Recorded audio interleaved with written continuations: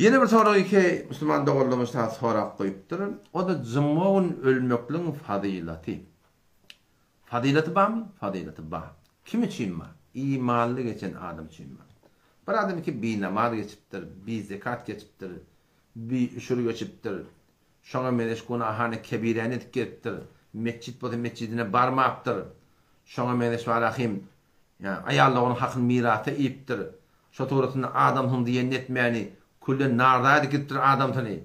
Ya adam topda denana gewni degipdi. Denana narda gidipdir. Oğlun şo hakyny dogry ödemepdir. Hayda bu torasyny gardaş. Hayda bir adam zulm etmeklik bilen zalim bolup şu dünýeden gitse ola zımga hem Mekke-i Mukarreme marahim defedinde de canın çıkartın.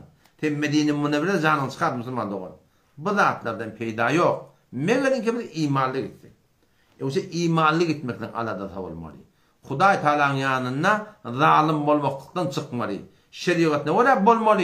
O zaman inşallah Teala şoň bereketine eger biz zaman ölatak inşallah şoň bereketine ne olacak diye. Kabr azap şol adamdan ayrılacak diye.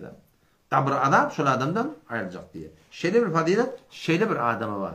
Her bir adamy ki adam Müslüman, oňa akylly ýok Müslüman.